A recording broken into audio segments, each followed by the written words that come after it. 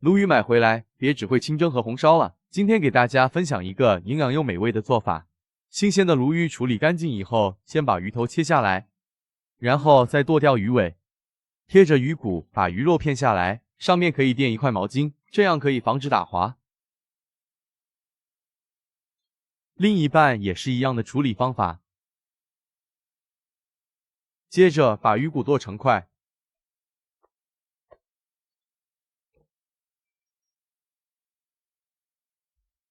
把鱼身上的鱼胆骨斜着片下来，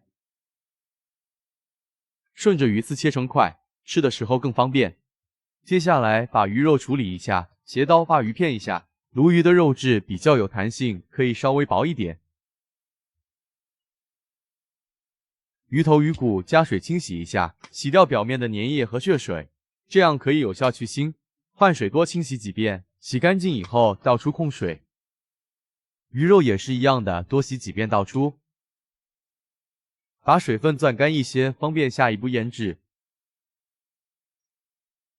加入盐、胡椒粉、料酒、蛋清，下手抓一下，让鱼片吸收味道，抓至鱼片有一点粘手就可以了。这样吃起来肉质才 Q 弹。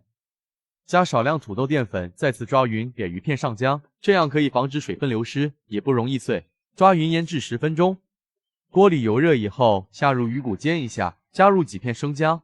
刚下锅以后不要翻动，先让下面定型，这样煎鱼或者煎鸡蛋就不容易粘锅了。煎鱼骨的时候也可以挥发掉里面的腥味。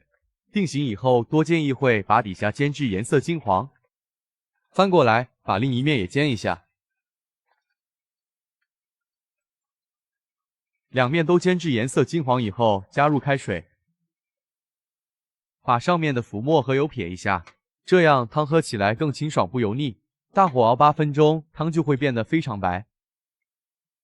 然后把鱼骨捞出，放碗里垫底，接着关火下入鱼片，这样可以让鱼片保持生熟一致，也不容易冲散。全部下锅以后，轻轻晃动一下，加入盐、鸡精、少量胡椒粉，把鱼片煮至飘起来就可以了。时间长了容易发柴。煮好以后倒出，上面撒上小葱花，浇上热油，激发出香味。一份简单又美味的葱香鲈鱼就做好了，不用复杂的调料，既能吃肉，汤也非常鲜美。